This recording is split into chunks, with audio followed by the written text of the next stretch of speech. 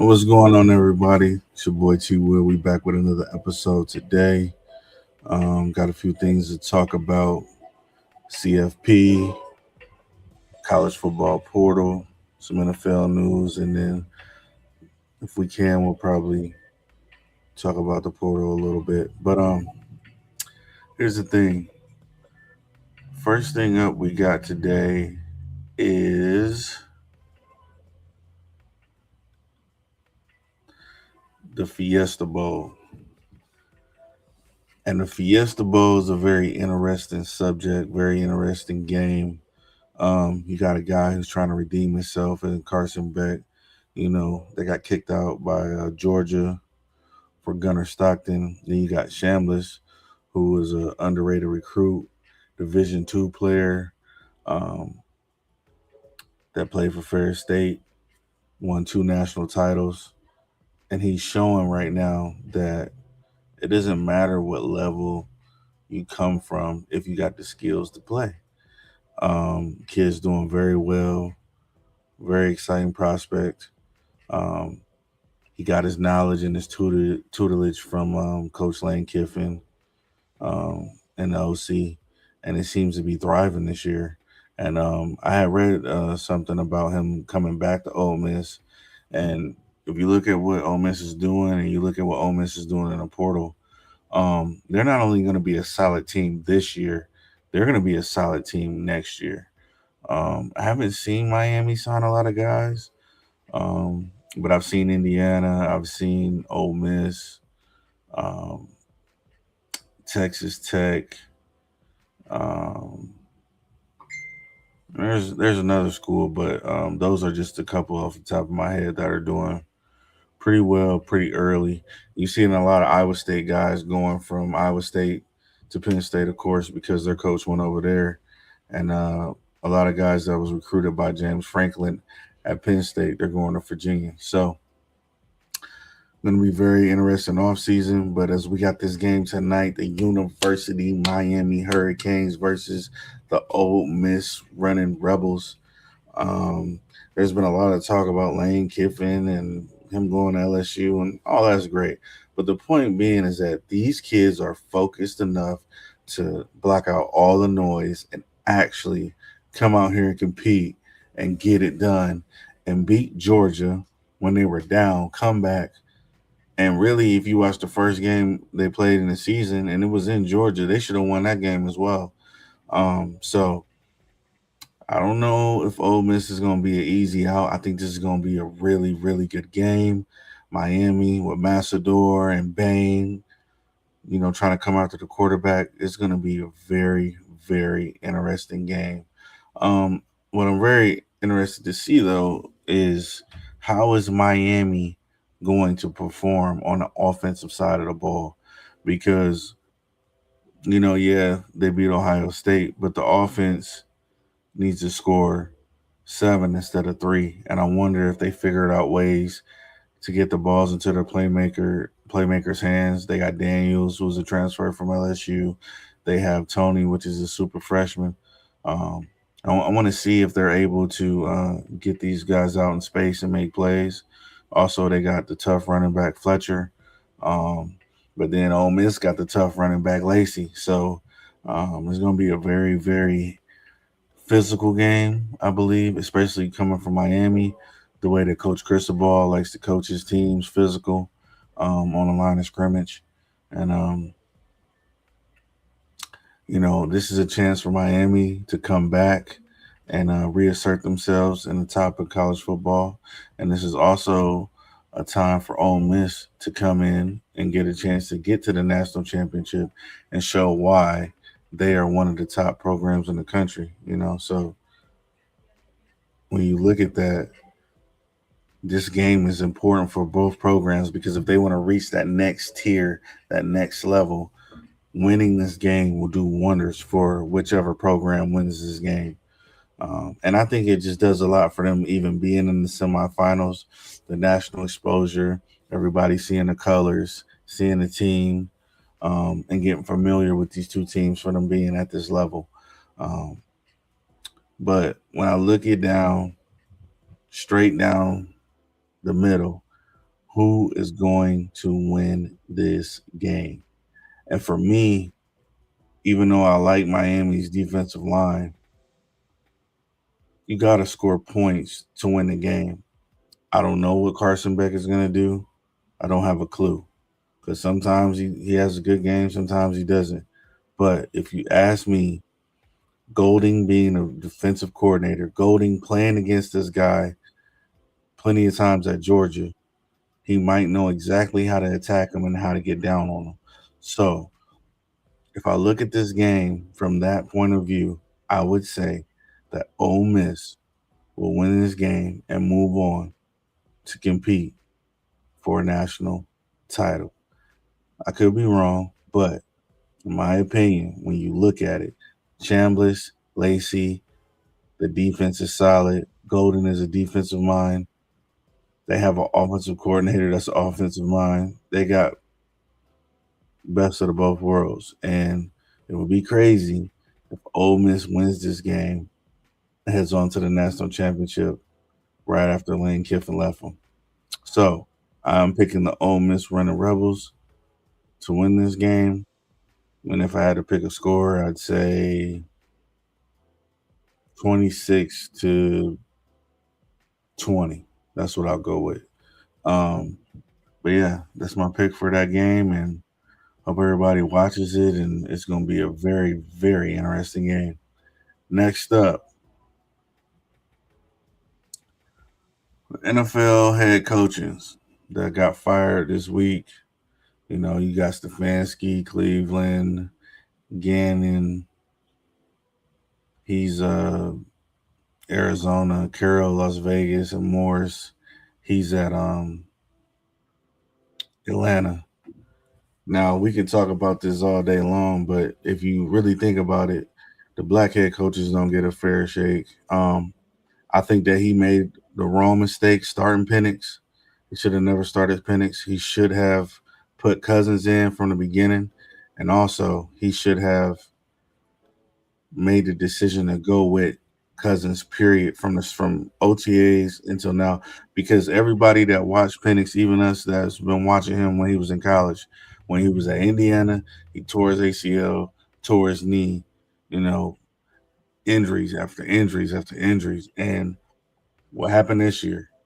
Torn Achilles, I believe, and or torn Achilles or ACL. It's one of the two, but that's a major injury.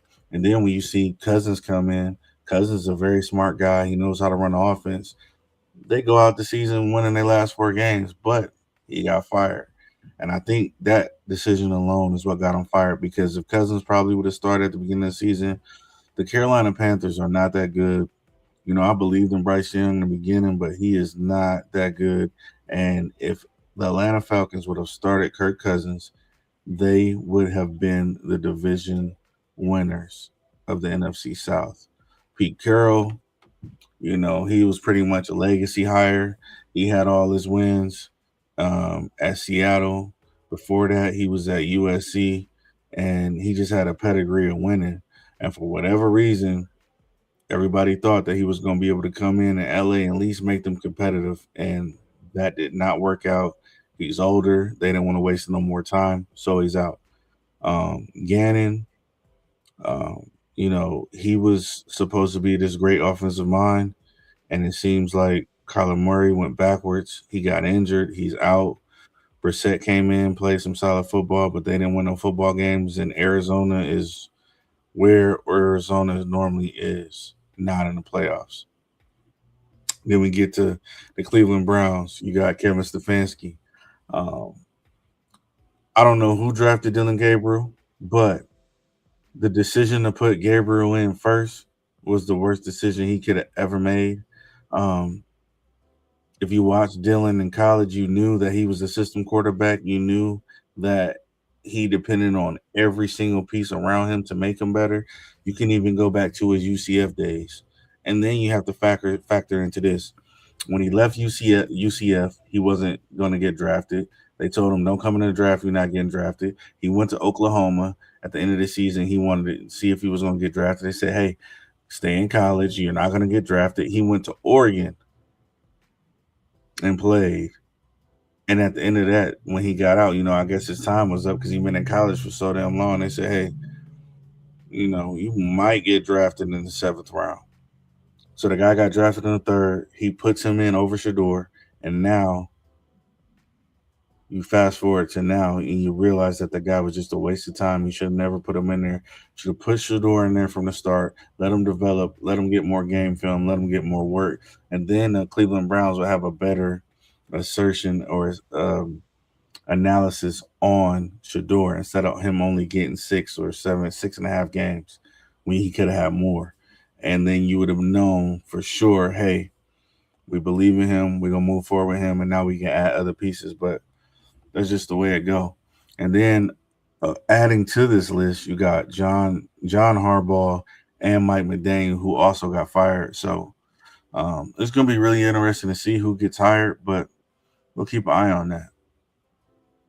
Next up, this is just a mock draft that I had saw and I wanted to talk about, take a look at.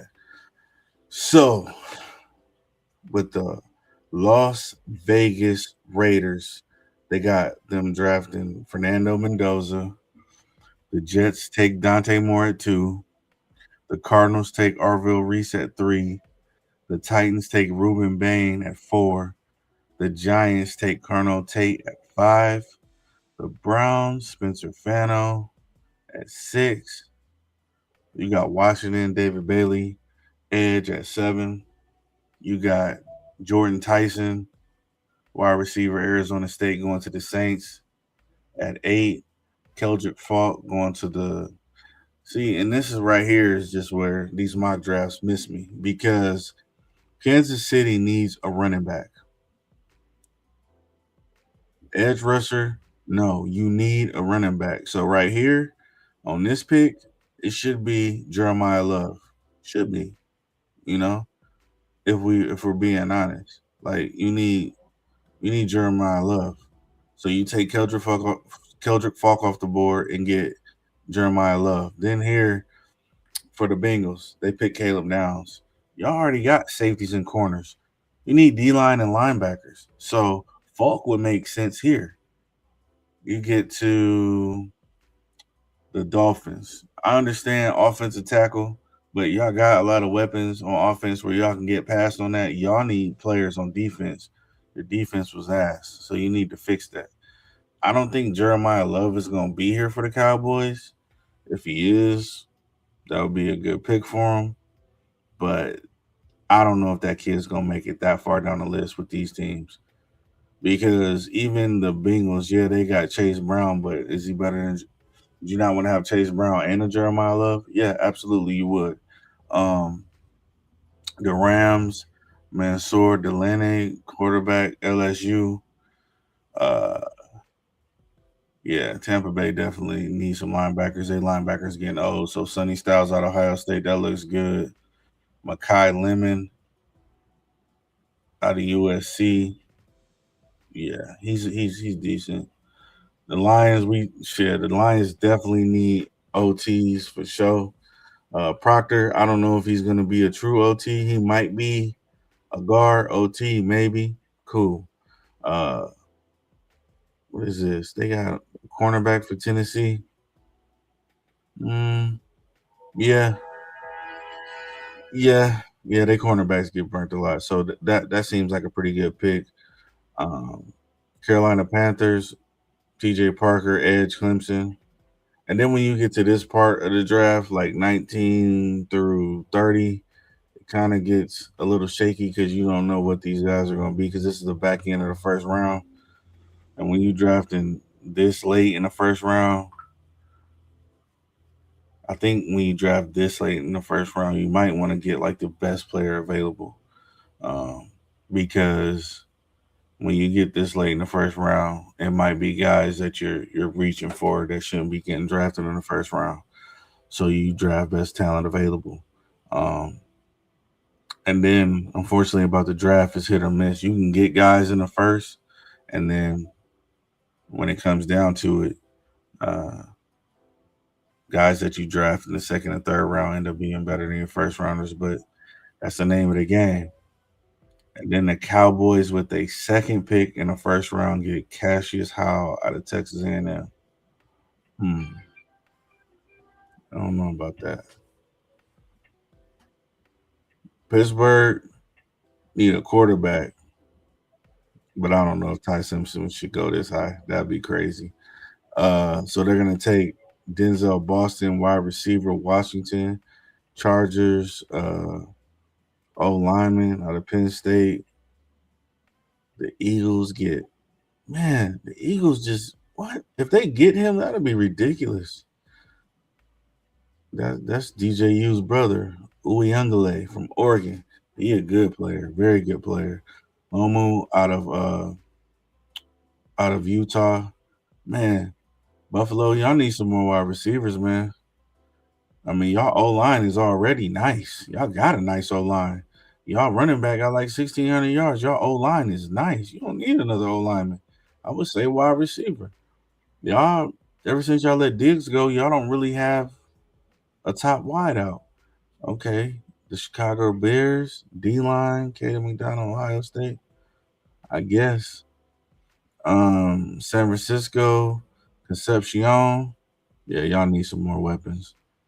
Um, Houston, Jennings Dunker. Yeah, Iowa normally got pretty good linemen. They normally got pretty good linemen. Okay. Because y'all, Houston's loaded on defense. I would say, and then they drafted all those wide receivers last year. Yeah, they probably need to go there. Um, then they got Cleveland getting Pregnon from Oregon. Okay. And then you got the Rams getting Ty Simpson. Okay. He should not be in the first round. I'm sorry. And then the Patriots get CJ Allen. That's so Patriot like. And then the Broncos draft a tight end in the first round. Okay. That's if Sean Payton wants that. Um, so yeah, it's very, very interesting.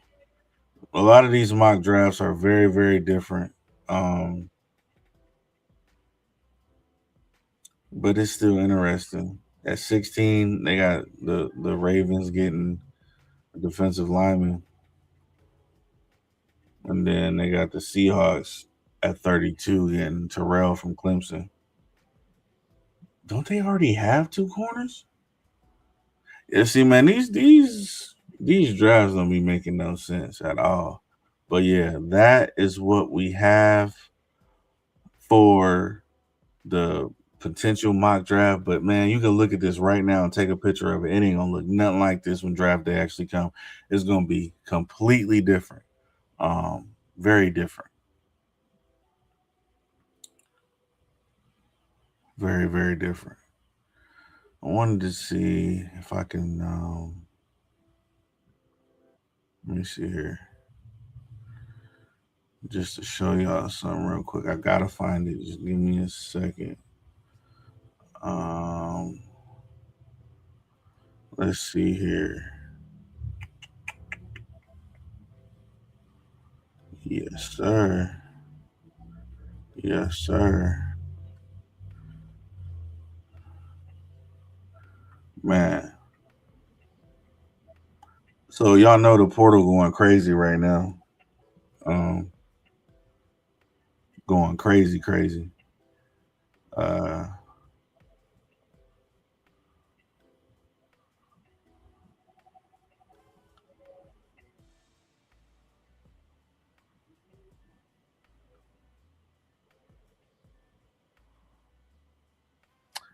yeah, so in the portal right now, you see Sorsby committed to Texas Tech, Maker from North Texas committed to Oklahoma State. And let me tell y'all something. Oklahoma State, they got something cooking, boy. Let me show y'all something real quick. Oklahoma State got 30 incoming transfers. 30. Walton from SMU, Lawson from Louisville. Um, I'm gonna call him LP. Um, Bowick from Illinois. Horn from Texas Tech, Green from LSU, Mercer from Kansas, FV from North Texas, Evan Jackson, North Texas. And this is a lot of North Texas guys on here too. The 5-star from North Texas. Look at that. Damn. I mean, he pretty much took a lot of the team. JMU. He got an Oklahoma transfer in here, Kansas State transfer in here, SMU, Arizona State, and Akron.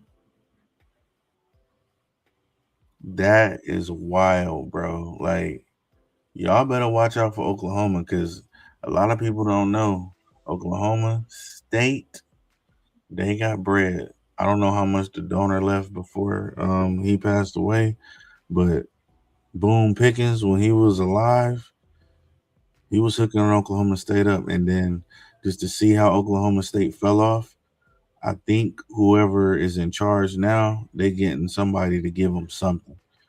I'm not gonna say that they're gonna be, in a Big 12 championship game next year, none of that, but they should be very competitive and way better than what they was, within from the past. So yeah, I just wanted to give y'all that. Um, just a couple things to talk about today.